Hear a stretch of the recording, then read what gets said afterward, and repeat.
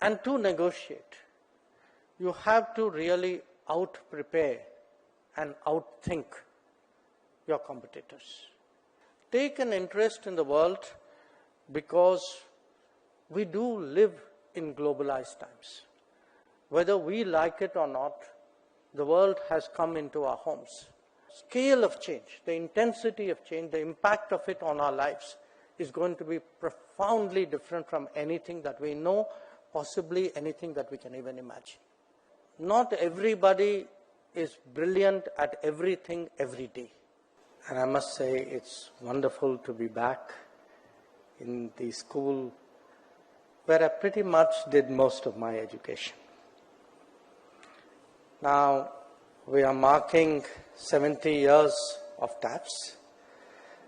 By a coincidence, I also happen to be 70 years. So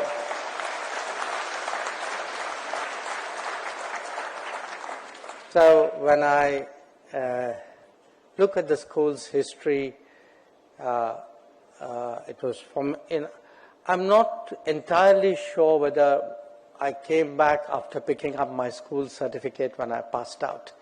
But I do want to say when I came back to the building, I knew exactly where my classrooms were. And it was really with a great deal of sentiment and an enormous sense of nostalgia that I stand here before you. Now, on these occasions, it's very common to talk about the lessons you learned in school. Actually, to be honest, there's also a sense of lessons you wished you learned, but you didn't. In my case, I think for a person who spent so much time in a world of cultures and language, maybe I should have paid more attention to my Sanskrit classes. But nobody is perfect. So I do want really to all of you, and particularly to the students, to the parents, to all those who are here, but also those who will be connected, who will be watching this event,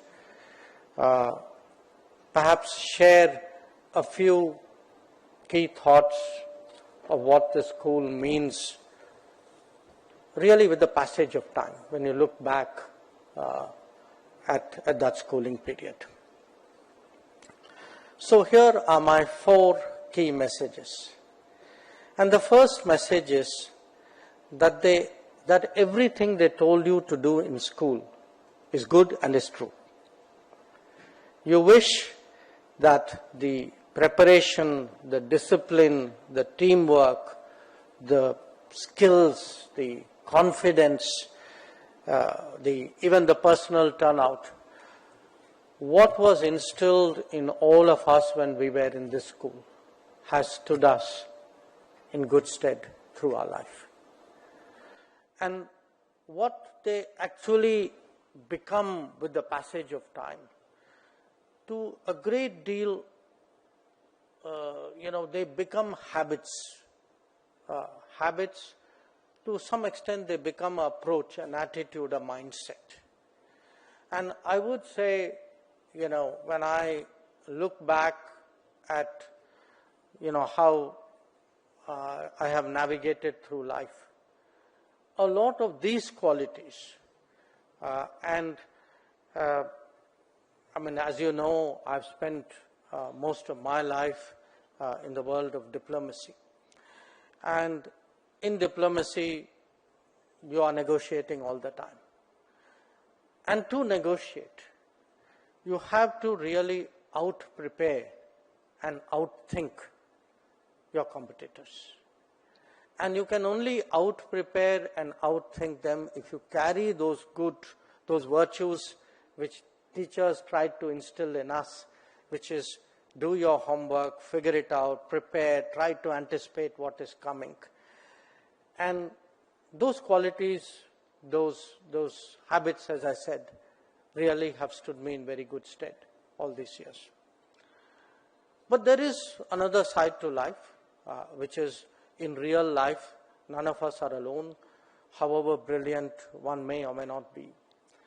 And, a large part of my life, and I'm very conscious that I'm here amidst Air Force people in an Air Force institutions, A large part of it is actually what would be considered operations of some kind. Today, it has caught the attention of the Indian public because often our citizens are in difficulties abroad. So, in our own lexicon in the MEA today, we also have, we have Operation Ganga, where we went into Ukraine. Perhaps that's the most famous one. But whether it was Afghanistan, whether it was Nepal, whether it was, what we did in Yemen.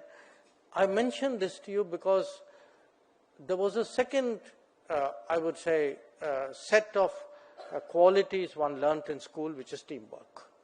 The ability to get along with other people, the ability to spot, in your own peer group and with others, you spot people's strengths and then try to meld it into something which is to a collective benefit. And the third, of course, is organization.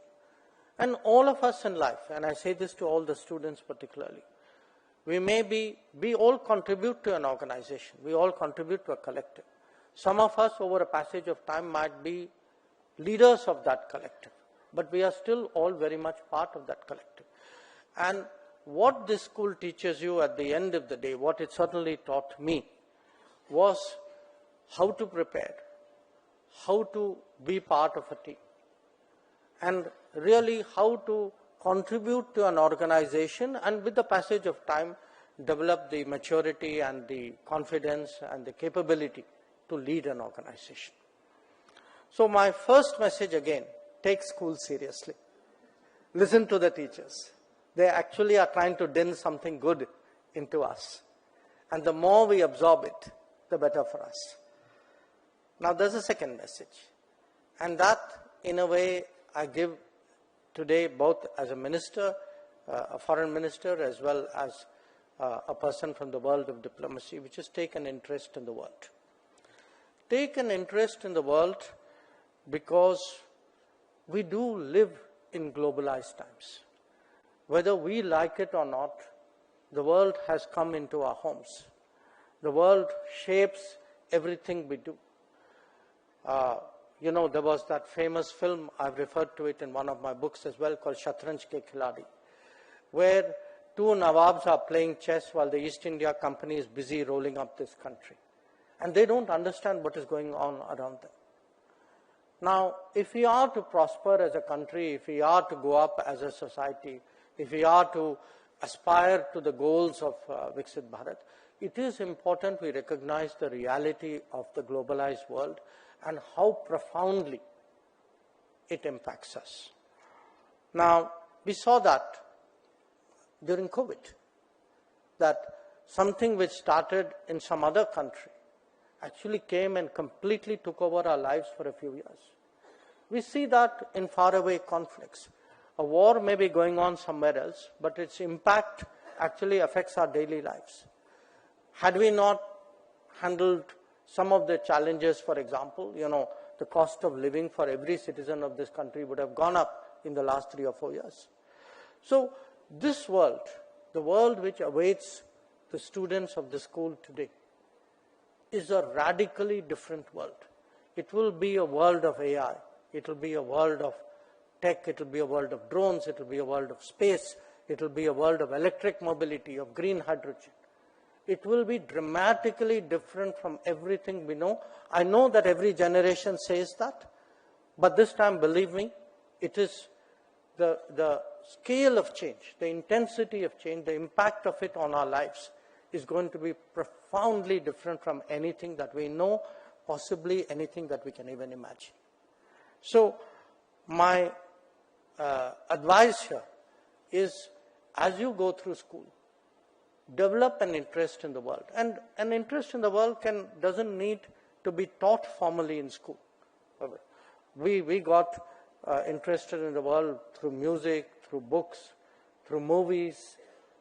There wasn't the smartphone and the internet those days. But today the ability to connect to the world is so much more that it is something the generations which will come, I think they will really define the country by their ability to globalize, by their ability to actually fully take advantage of the opportunities the world has to offer and meet the challenges also that the world presents. The third message I have is really enjoy yourself. Enjoy yourself to discover yourself. Because the truth is, when we are in school, at least when I was in school, all of us, we don't necessarily have a good sense of our aptitude. We don't always know what we want to do. There's nothing, that's quite normal. And what school does in a way is it broadens us out, it expands our knowledge. There's a lot of learning we pick up in school outside class as well. And that, I think, when we come out of school, that broader perspective that we have picked up in the classroom, we have picked up outside the classroom. And again, some of it is knowledge, but some of it are also other habits. We are today very ardent propagators of Fit India and Khelo India. These are also habits you pick up in school. And I can tell you, if there is one important lifestyle advice I would give you, stay fit. That fitness is not just it's not just a bodily condition. Your work performance, your alertness, even your happiness, in a way, comes out of fitness. I say this to you as perhaps among, I would say, the most experienced person in the room, but if you can stay fit, if you can play sports, if you can keep your competitive instincts going, there is a lot of good, lot of gain that comes from it. If today in my routine I can get off a plane and get to work and carry on with a 14-hour day, a large part of it is because I make an effort to be physically fit. And particularly if you play some kind of competitive sports, I don't recommend it to everybody, but there's really nothing like a good game of squash to start your day.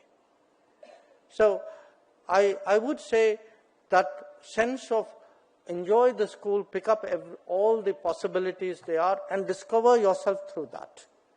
That is something which certainly is an advice. And my fourth advice, I very much admire the people, it was a great honor to be invited to give the trophies and the recognition for the really brilliant students of the school. And in every peer group, you admire people who do well. They set standards, they inspire others. You learn so much from them. But I also want to make a contrary point. I was presented with a photograph of my passing out. This was the passing out picture. I was in the last row, trying to be as inconspicuous as possible. So I want to tell you all, there's also a view from the last row that, not everybody is brilliant at everything every day. And they don't need to have an issue with that. Again, as I said, this process of learning, of discovering yourself, it will come with the passage of time. It may not come entirely in school, but school is the foundation on which it is built. But through the journey of life, we do discover our strengths. We do, I would say, those of us who can follow our passion and make a passion into a profession are very fortunate, because then we intuitively, we very naturally excel at what we do. But the message which I do want to leave to all students of the school is, these are your foundational years. These are years you don't have to be absolutely certain what you are going to do in life. You are going to go through this passage, picking up things, sometimes absorbing it through osmosis without knowing even what it is you are learning. But you absorb it, you learn from it, you remember it, and it's certainly, this is really the foundation on which you as a person are built. So I say this really not as a formality, not as a platitude. All of us perhaps owe the school more than we owe any other institution or any other body in our life, other than maybe our immediate family, sometimes maybe more than our immediate family. That what we are, as I said, without sometimes even that self-awareness, is because of the habits, because of the atmosphere, the ethos of the school. It is what we pick up here. It is these formative experiences which make us what we are. And I'm really today delighted to see so many of you. I mean, I've always had the belief that this school particularly was always a very tight fraternity. I can see that before my very eyes. Once again, I want to say it, for me, a great privilege, a great honor to come back to the school, to indulge in that nostalgia, to have you all here listen to me. Once again, I wish the school, I wish the students, I wish the teachers, the alumni, all the very best.